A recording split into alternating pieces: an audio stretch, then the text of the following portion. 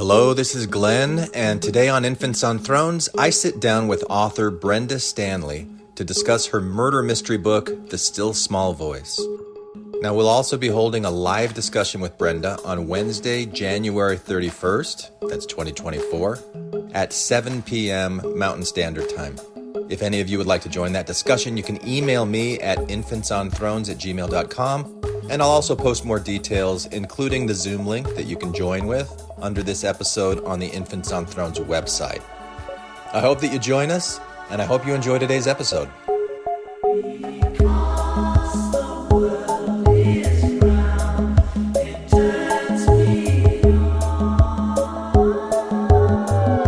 This is Infants on Thrones. Baby steps. You want someone to preach to? The philosophies of men. I like magical toys. You want religion, do you? Mingled with humor. I don't believe in them. There will be many willing to preach to you the philosophies of men mingled with humor. We are evolving. Baby steps. You can buy anything in this world of money.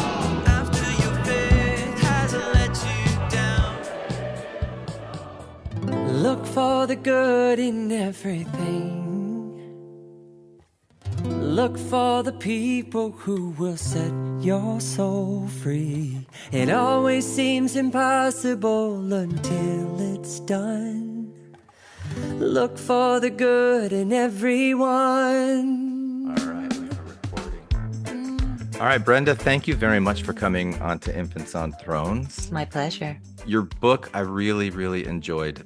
I'm so glad to hear that. I'm curious, what made you reach out to me, to Infants on Thrones, to promote The Still Small Voice? The reason I did was I have had a number of people who have either left the church or are considering leaving the church who have read the book, even a lot of Mormons who are still very active read it and have made comments about how much they appreciated the authenticity of the setting, of the subject matter. And it shouldn't have surprised me, because obviously I thought about all of this as I was writing the book. Yeah. But I felt like maybe that's a group of people that I should reach out to a little more. And I love hearing their feedback. I love hearing feedback really from anyone who's read the book. But it really struck a chord with me to hear them say things like, this happened to me, or this is so near and dear to what I grew up with. Yeah. And I think that's why I decided that, I'm going to reach out a little more to people that maybe the book might help in some way. I certainly didn't go about writing the book with any intention of really anything except for what I do when I write, which is to tell a story and hopefully entertain. Yeah. But I found that this book has resonated with people who have either left the church, considering leaving the church, or just who have a real connection to it. There's something about the family dynamics that really, really grabbed me. Mm-hmm. And we'll talk more about that in a moment. But let's I want my listeners to know a little bit about who you are and your background. I know that you've spent years in journalism, and honestly, that has me a little intimidated. I think that's it. It shouldn't. Okay. So tell me a little bit about your background, Brenda.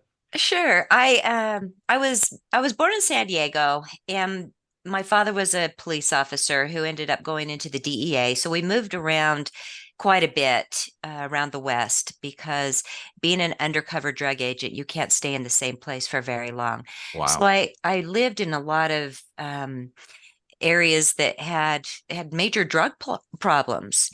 And when he was shot and had to go back to school to continue his career because he could no longer work as an agent or as an officer, and he went back to school at Brigham Young.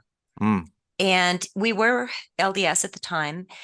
And so we moved from, some of the really kind of most crime-ridden areas of the country to Pleasant Grove, Utah, which was an incredible culture shift. How old were you when you moved there? Fifth grade. Okay. And so we were there while he was completing his graduate degree. And then he became a police chief of Orem, Utah. Mm. And that is where I spent my junior high and high school years. And it was during that time that my family then left the church. Mhm.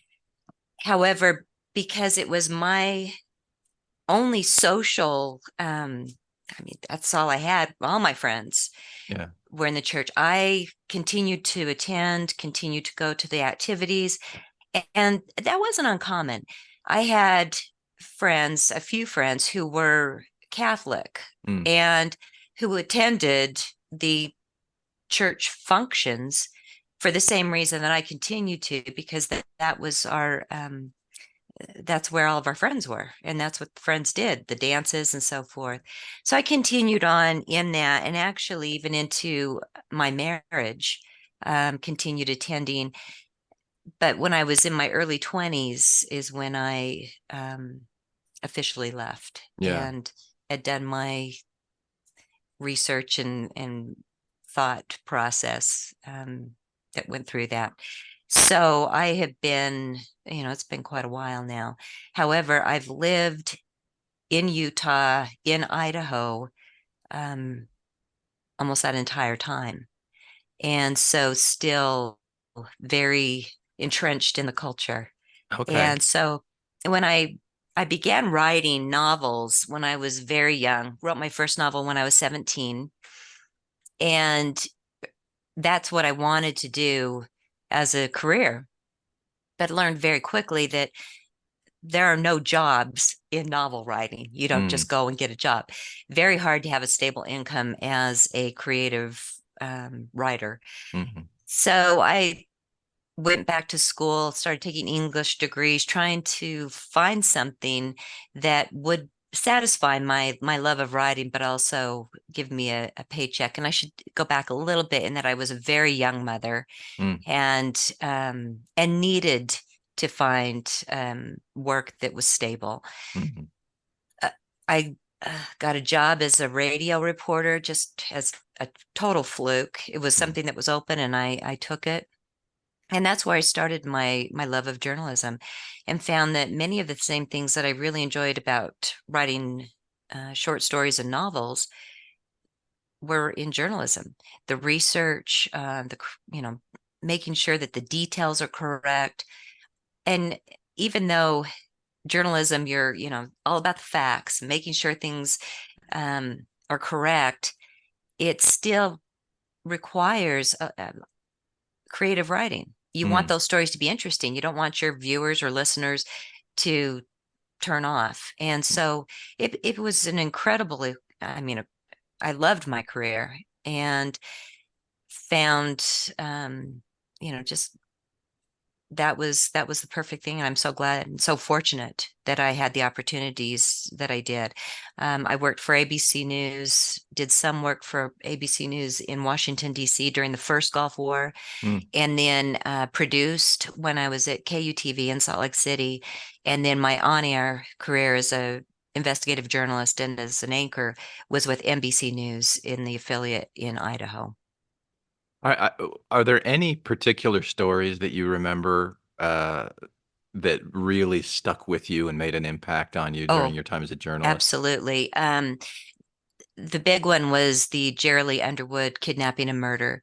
That was a story about a young girl who, during her paper route, she was collecting during her paper route and was kidnapped off of the streets down in, little Pocatello, Idaho, and was, missing.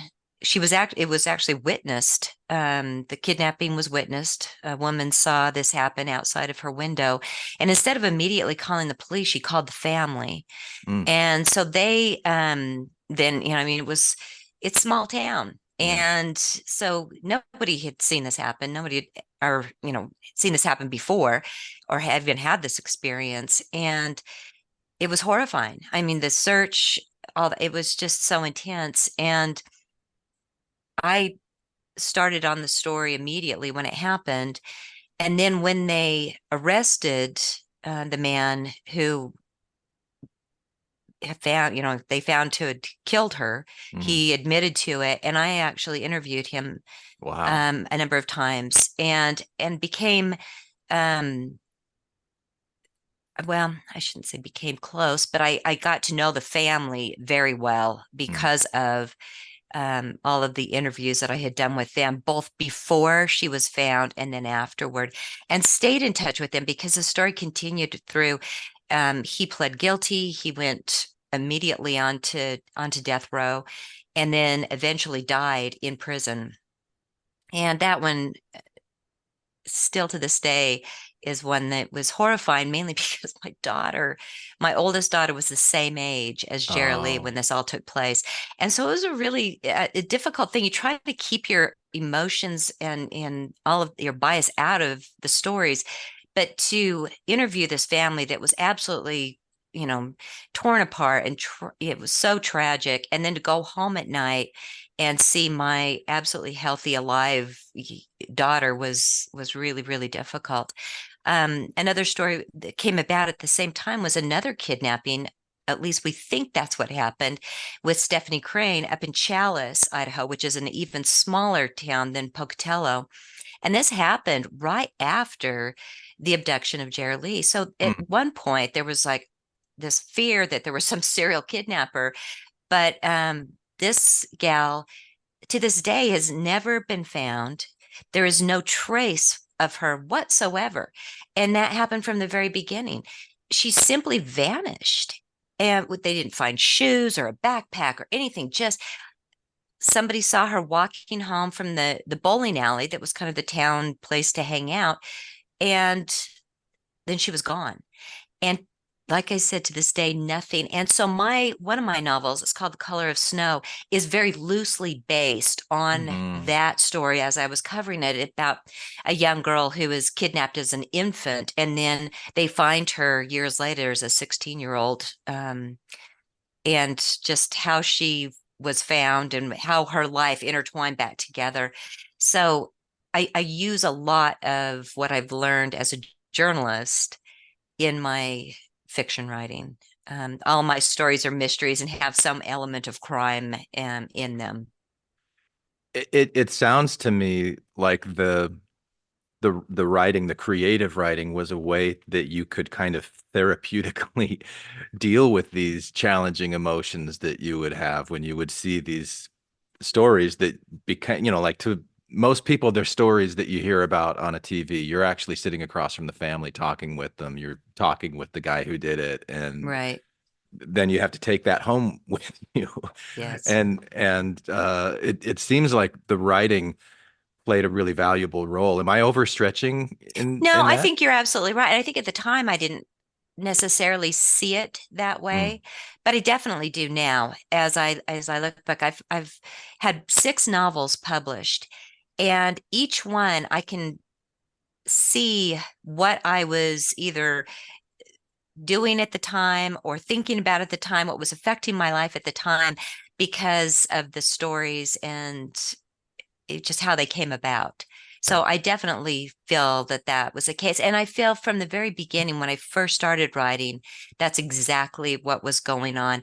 I was a teen mom and had, I mean, just very, very poor, living on a reservation in eastern Utah when I first started writing. And it was an escape. Reading was an escape. I didn't have a television set. I had a little transistor radio. This was way back in the early 80s. Yeah, so obviously no computer, no internet, no cell phones. And I remember reading, that time too. yeah, reading was my go-to because I could go to the library for free. Mhm. And I think I began writing because I enjoyed reading so much and how those stories helped me escape, that I wanted to do that. That's what I wanted to do. And so that's how it all started. Thank you for sharing that. Mm. I I want to go to your first book Mhm. because I did a little research on it. Yes. Um, it's called Zucchini Houdini. Yes, T yes. I'm a tell cookbook author as well. Yeah, tell me about Zucchini Houdini You a little bet, bit. you bet. Yes, that was my first published book. Hmm. Um, I had already written one novel that was being shopped by my agent, and that's I Am Nucci. And that's the book I wrote when I was 17, but I kept it. And it actually wasn't published until 2010. So Hmm. decades later. But the Zucchini Houdini, I live in Blackfoot, Idaho. I've been here for quite a long time. And I have a lot of, we live on a small ranch. So I have a huge garden and I love it. But one year I planted way too many zucchini plants because I had so much space. I wanted to fill it. And so then I had all these zucchini coming out everywhere. It was just crazy. And I hated to waste. So I created all these recipes, everything from, I mean, breakfast to desserts to breads. And my poor husband had to be the guinea pig to try all this stuff. So he started as a joke calling me the zucchini Houdini because I would try and Oh, hide it nice. into all these recipes. Um, I ended up writing all the zucchini Houdini recipes down and put it into a DIY book or DIY book for Yeah. my friends and family for Christmas that year. And as I was discussing my novel one day with my agent and just how things were going with the publishers on that, I just mentioned to her, by the way, you're going to be getting this book. It's a joke. It's this. And she said, Oh, Brenda, I could sell that. And I said, Really? She said, Oh, yes. So she took it and she sold it to Cedar Fort, Mm. which I didn't realize this until actually we started into the contract process that Cedar Fort is one of the largest, if not the largest, LDS publisher. Oh, I mean, almost that's what they do. And they're located just, I mean, south of me in like Spanish Fork, Utah. uh, And here, my agent is from Florida. yeah. She's not aware, but she knew that this was a company that published a lot of cookbooks and did real well. So that's who she pitched it to, and they bought it. And I was really surprised because not because it's a cookbook, not because of zucchini, because I know that this area is, big on cooking, big on zucchini, but the cookbook is kind of tongue in cheek and it has some kind of racy, some of the chapters are, so I was really surprised and I kept thinking, is it because it's really not that bad or is it because they just don't see this? But it did very well. And every September, it climbs back up onto the bestseller list because Yeah. people are at that stage where they're like, what do I do with all this stuff? All the zucchini. And so, yeah, and I've done two other cookbooks with Cedar Fort as well. That's a lot of crock and everyday vegetarian. So, yeah. Nice. Could you give me an example of one of the racy chapters of Zucchini Houdini? Well, there's some like Get a Rise is Oh yeah. on, yeah, the breads Uh-huh. and I mean, there's just some of those things. And Little entendres. yeah, Yeah. yeah, yeah, Yeah. yeah. Nice. Well, I found some similar titled books, and this is also going to be tongue in cheek. And so I want to read you the title of the book, and then you tell me what you think this book is about. So the All first right. one is Pasta Sinatra. Oh, so probably Italian favorites. Okay, all right. Kumquat Astronaut. So odd fruit recipes. All right. Two more. Boysenberry Missionary. Oh, so recipes that missionaries have together when they're out in the field. Oh, you got okay. I see what you did Okay. there. Nice. Okay, Yeah. the last one that was my personal favorite, Green Jello Othello. I've actually considered doing because my mother still has a green jello recipe that is the most scary thing ever, but my family loves it. So Yeah. yeah, no, I would probably end up getting that one. The thing I love about the Green Jello Othello title is the Othello, that Machiavellian, that scheming, that kind of like under. You got this nice green Jello that seems Yeah. so saccharine sweet and can be scary with all the things No, put in the it. green jello recipe my mother has actually has chopped green olives in it. Oh my goodness. I know. And it is it's a savory. It's not a sweet jello. It is a savory jello with, yes, it has celery and green olives and some other things. And you serve it in a round, it's like a bundt cake looking mold. And then in the center is mayonnaise. Oh, good grief. I know. Oh, Yeah. jeez. And Wow. yep, my family loves it. So, All right. Well, that's a perfect transition because, uh-huh. and I say that again, tongue in cheek, because your book is titled "The Still Small Voice." Hmm. Tell me why you chose that "Still Small Voice" as the title for your book. I feel like the title is I felt the title was perfect because it really encompasses this woman's journey from, what she was told and how she was told she was supposed to live, and, to listen to the still small voice and to, do what it tells her, and how she comes full circle to really to listen to herself, to listen to her feelings and her what she knows to be true. Hmm.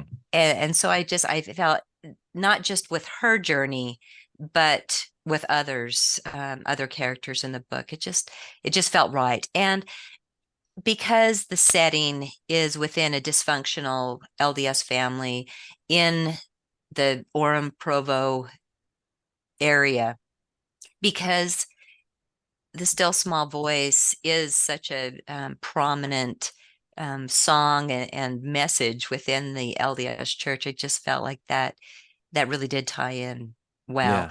Yeah. One of my friends from high school, I've had a lot of my friends from high school read this, and one of my friends said, when I told him the title, and he said, "Wow, way to poke him in the eye." And I Mm. said, "No, no, no.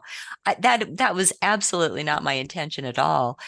I just felt this was so perfect. It just fit, regardless of how you feel about the church. The title just fit with the story. I felt just perfectly. Yeah. So this is a mystery. It is. Do you want to give the summary? Just Sure. Sure. I All of my books, all of my novels are mysteries. They all have a lot of twists and turns. It's what I like to read, and so mm, it's really what I like to write as well. I love having people get to the end of the story and say, "Wow, did not see that coming."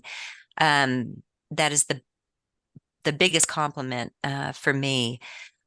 This one, it's about a young woman who has been estranged from her family for years, is summoned home by her father who is dying, and she decides reluctantly to come back home and see him.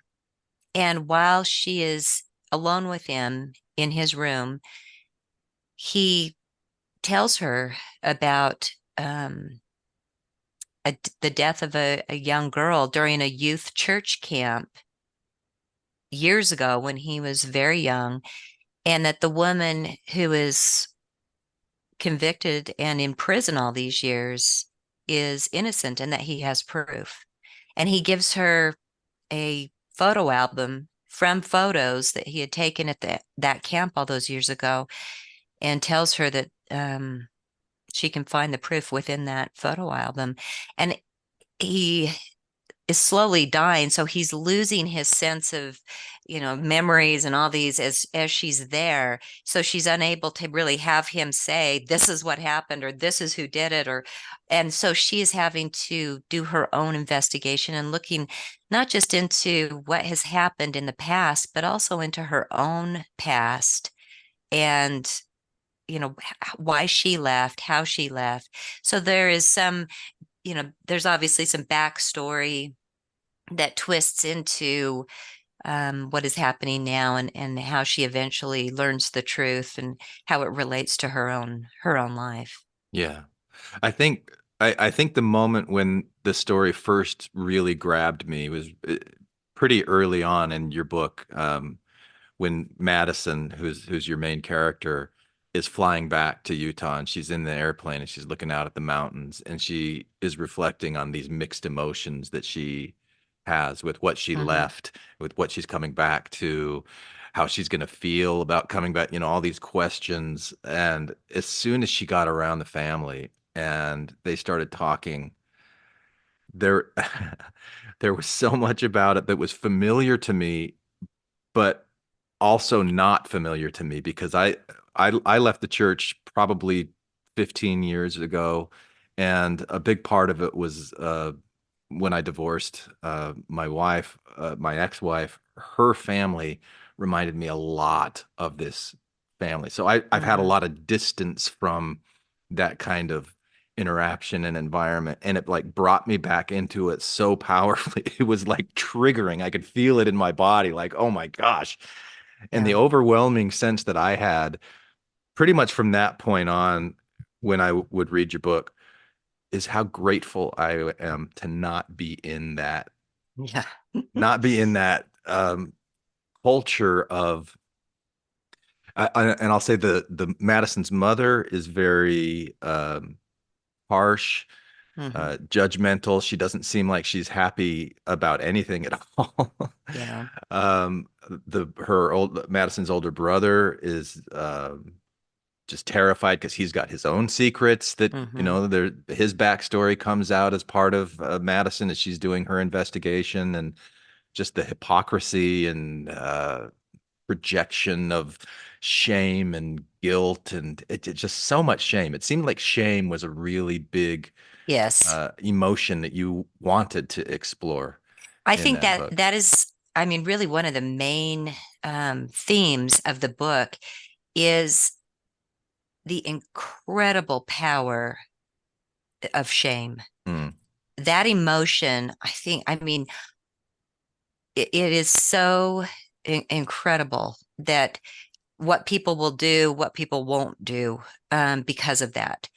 Uh, it ties back to, people don't like being embarrassed. mm, They don't like feeling like they're being singled out or pointed out. It's a reason why a lot of people, most people, are terrified of speaking in front of people. It's that feeling of being judged and being looked at. And I think, a lot of people, they'll do just about anything to keep from being in this position of, um, embarrassment and shame. And so that was the main theme of the novel, is how that emotion plays so strongly into not just the LDS religion, but in most religions.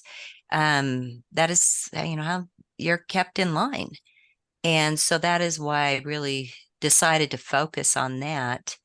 And and so the setting just played in really well. I was very fortunate in that, when I left the church, my family was already out. mhm, And so I did not have to um, deal with a lot of the same issues that people who leave, and families are still very much in it, have to deal with. But I witnessed it over and over again from so many of my friends. And and and I went, when we talk about going back to that area, even though I don't live that far from that area, I don't go back there hardly ever. um I don't have family there anymore. That's one of the reasons. But it is, like you say, a little triggering when you go back. And the mountains, I went back from my high school reunion, this past was a year ago, and I was so surprised at how the mountains affected me, mm, because growing up there, I think I took them for granted. I Right. was just, they are so immense and so beautiful. And we had a lot of the activities were up in the canyon. So Hmm. I'm driving up there and just seeing it all, I was really blown away by how I thought, for so many years, I was not real happy with that area and had bad memories. Right. And so going back and seeing how beautiful it was, it made me realize, wow, this is just incredible. And some people have actually said that they felt like the mountains were almost another character in the book, that they had that much of a effect Yeah. on the storyline. And I looking back, I think, yeah, that it's kind of true. Yeah, it spoke to me as well. I didn't grow up in Utah, I grew up in Arizona, but Hmm. we would go up to Aspen Grove Sure. Family Camp, which I think was one of the inspirations. Hmm. Where your setting was kind of loosely based on what Aspen Grove and some other places are kind of like that. Yes. And Yes. it also what is it, Timpanogos Peak? Because Yes. there's the legend of the princess, the Indian Yes. princess that jumps off, and then that kind of plays a role in your story as well. Utana. Yes. Yeah. Yes.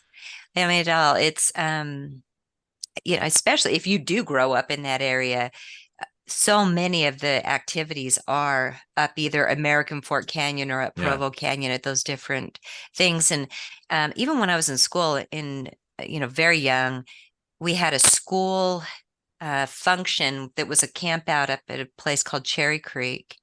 And that, or Clear Creek, I believe it was the Mm. name, could be wrong.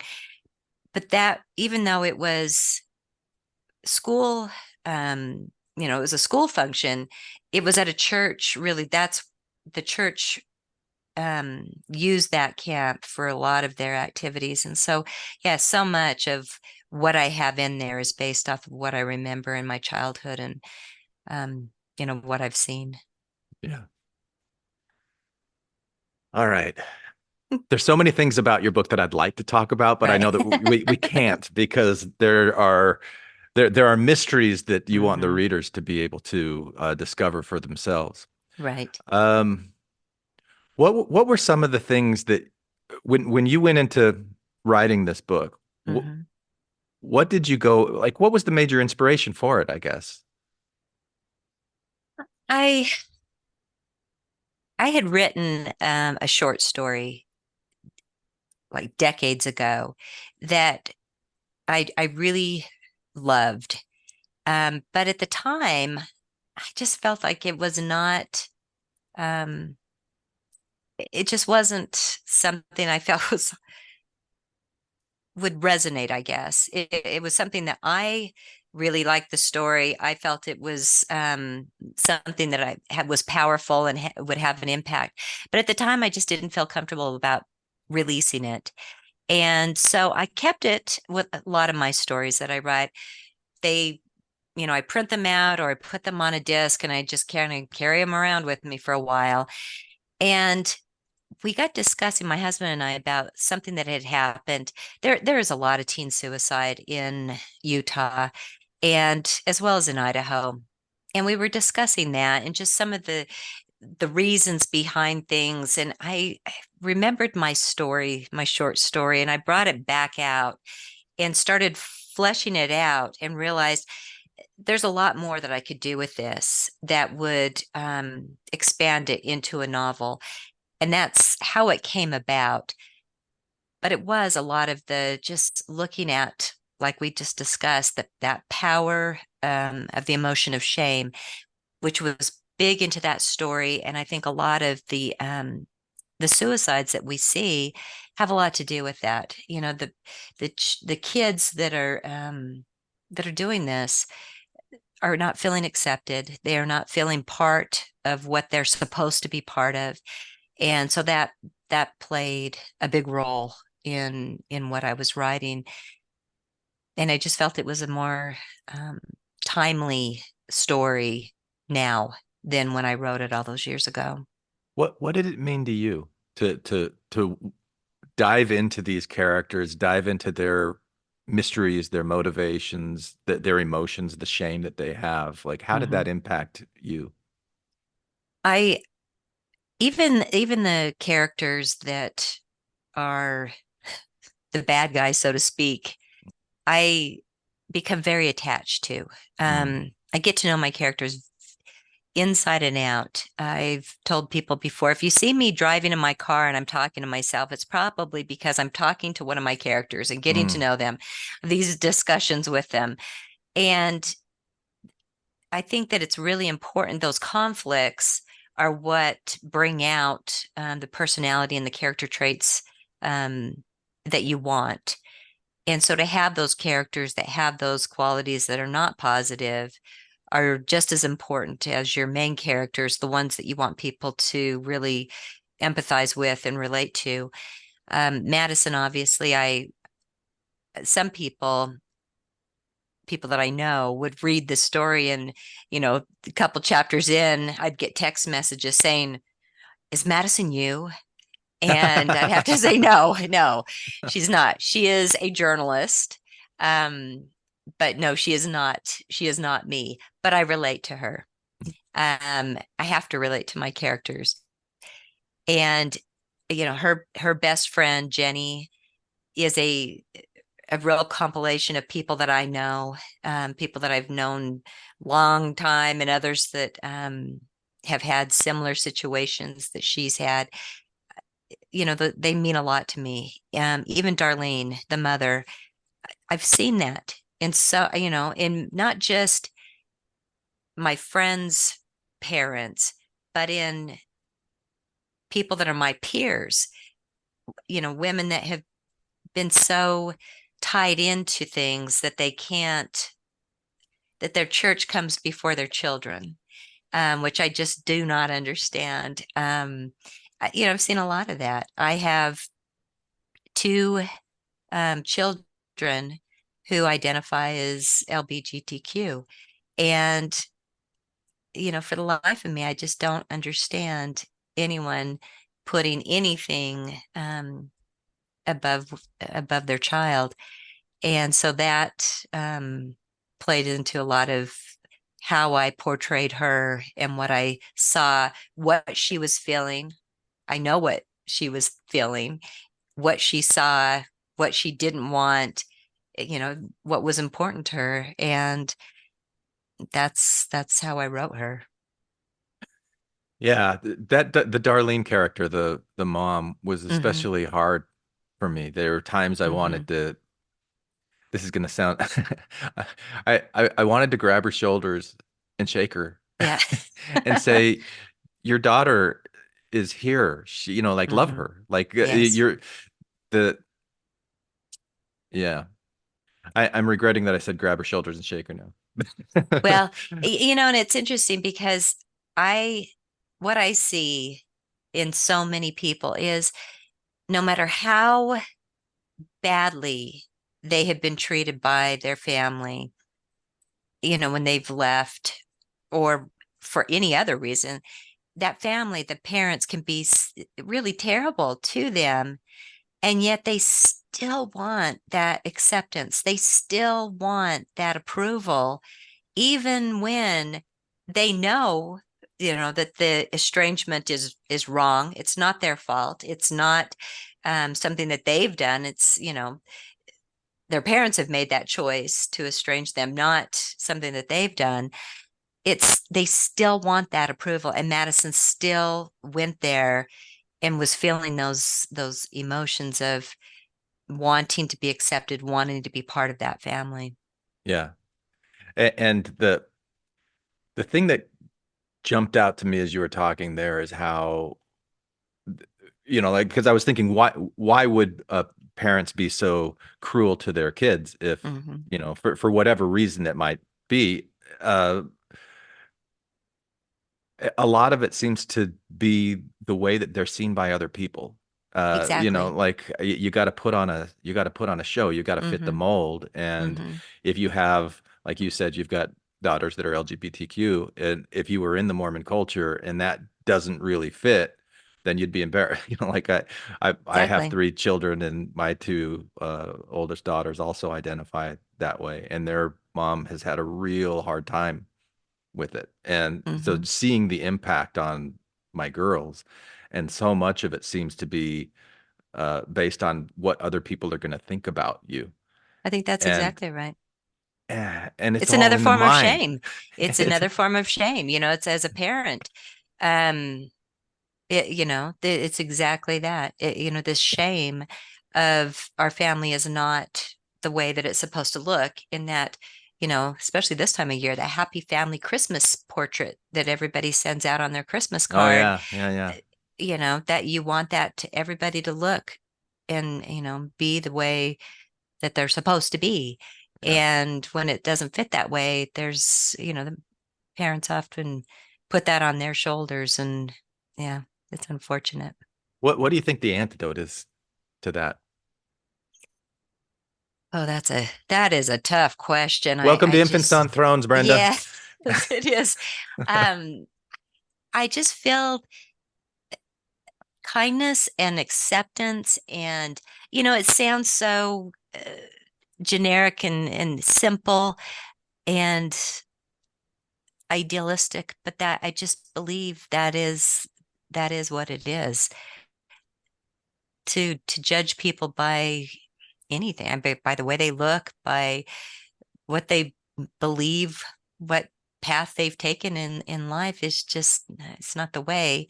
I've also realized that your kids they're people, they're individuals, and have their own personalities and have their own goals and dreams, and that's if they're not an extension of you, they are, someone to be respected and loved, and to watch and be, happy. If they're happy, you want them to be happy. And if this is the path and this is what, then accept it and be happy for them. um I think it just is really unfortunate that if people don't fit in that little mold, that everybody's life seems to dissolve down, and it just shouldn't be that way. Yeah. It strikes me that a lot of times the reason we've talked about feeling the shame is how you're going to be rejected or judged Hmm. by others in society. And yet society is malleable. Society changes. And society can be on a large scale, or it could be on a small scale, like the group of friends that you hang out with, right? Hmm. So if you're it would seem to me, as I'm thinking about your book, and I'm thinking about the different reasons that characters had to feel shame. Uh, One of the antidotes, I guess I'd say, that I saw from your writing was taking control of the environment that you're in, and Hmm. really kind of accepting that inner voice. And this is who I am. This is how I'm going to be. Uh, and surrounding yourself with people who will accept that and support that. And when that's not your family, and it's not the group, the culture that you were raised in, it might seem like it's really hard to find a It is. place. It is. It is. And I think that um, the younger you are, you have fewer experiences to to go off of, to realize that this is not the end of the world. Yeah. And I think the older you get, the more you realize is, things change, friends change, things, change. Yeah. And anything, things that have happened in the past are in the past, Yeah. and you can move forward. You can create and have a life that is full and happy. And just because, I think back to some of the things that I worried so much about when I was younger, that have absolutely no bearing on anything anymore. Um, and that I think young people don't have that sense, and it's unfortunate. And that's, you always say, what could you tell yourself now, if you could go back and tell your, 16, 17-year-old self, that is it.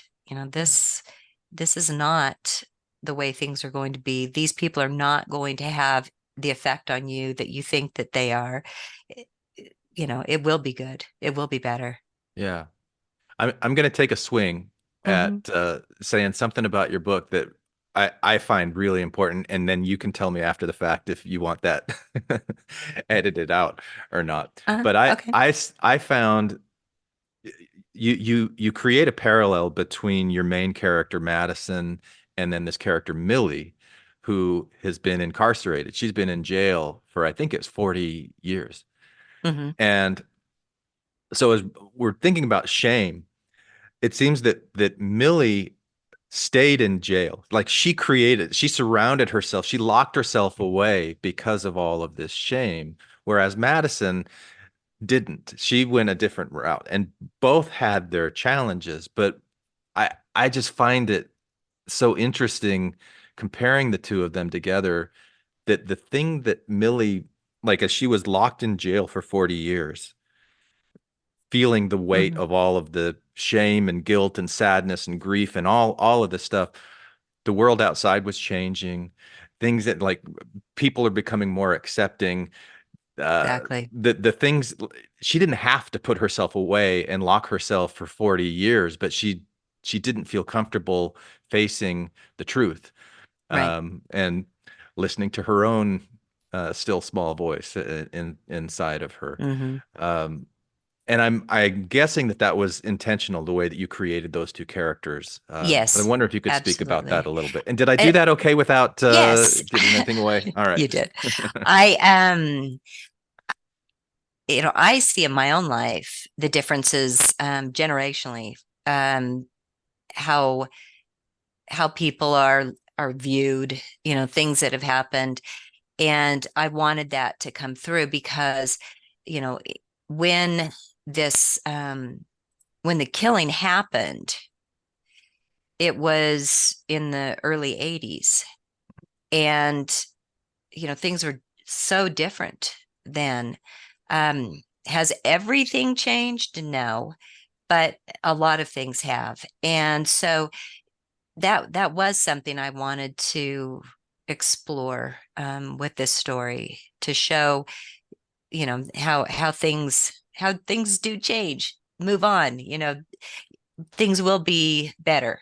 Will they be perfect? Well, no, we still have so far to go with so many things, but um, that was a very, very important Yeah. thing for me to add in there. Yes.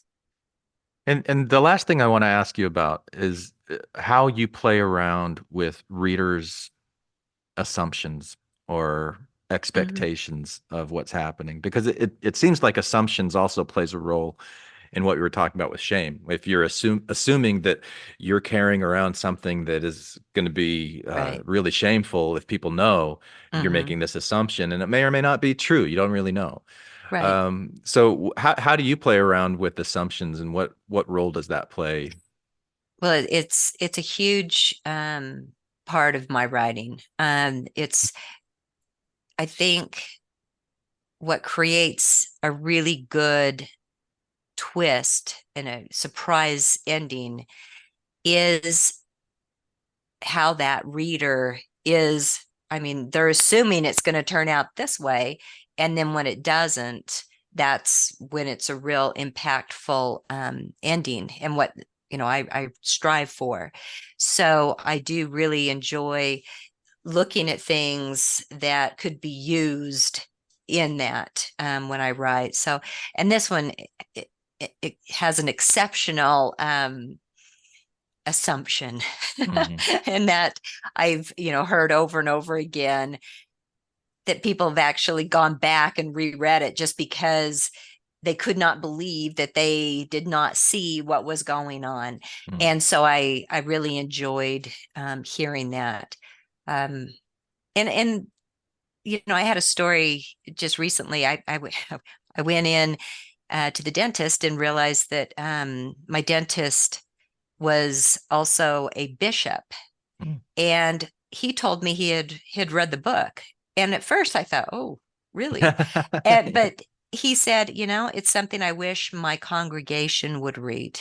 Mm, And that really made me feel good, yeah. that I had done not just an accurate job of portraying the culture, but a fair job. He felt like I wasn't going in trying to badmouth, trying to make things, that it was a real true and authentic representation. And that was a huge, huge compliment to me. Yeah, I'm glad you mentioned that because I also want to say that I didn't feel like you were attacking Mormons. You weren't Mhm. attacking the culture. You weren't singling it out. You weren't saying um, that just being Mormon is bad. Right, That's right. not what was going on.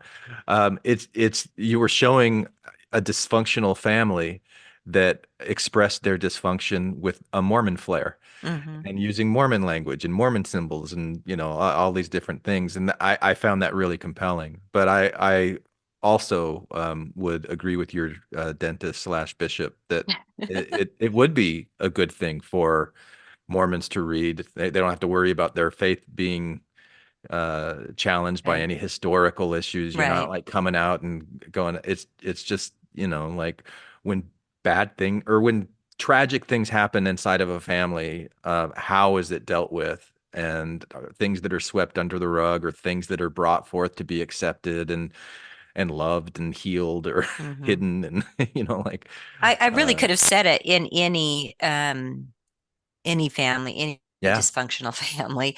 But you're supposed to write what you know, yeah, and that's what I grew up in. That is what I know, and so it felt right. yeah. And I feel it worked. Well, thank you, Brenda. I really appreciate the opportunity that you gave me to read your book, to listen to your book, actually, because I listened to it on Thank you. Audible that you Yeah, narrated, and you did a great job with that. thank you. And I have to ask one more question, which is Hmm. advice for aspiring writers, because Yes. my middle daughter right now, she just applied for MFA degrees in creative writing. Hmm. And at the beginning, when you said it's so hard to make a living doing this, my heart just dropped. And Yeah. so I'm thinking, and she doesn't listen to me anyway. She's going to do things on her own, how she wants to do them. But what advice would you give for aspiring writers who would like to, in today's day and age and Right. climate, achieve some of the success that you've had? I think, it's a simplistic thing to say, but I hear a lot of people say, "Oh, I've always, I've wanted to write a novel. I've always had this novel in my head, and I've always wanted to do this." And and my advice is sit down and do it. Just start writing. Write the book.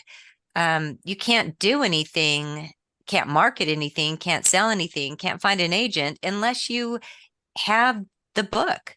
So write it and have people that are supportive, have, friends, family read it, have other people that don't love you read it and give you, good criticism.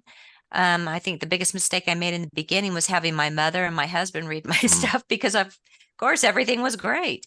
yeah. Finding those people that are beta readers, as they're called, that don't have that connection to you, that can tell you honestly, this doesn't work, or this is great, go, do more of this. That was the biggest help for me.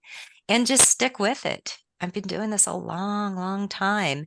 And it takes that having, two, three, four, six books Mhm. before people start reading and then finding your other books. And so then it's just kind of the ball starts rolling from there.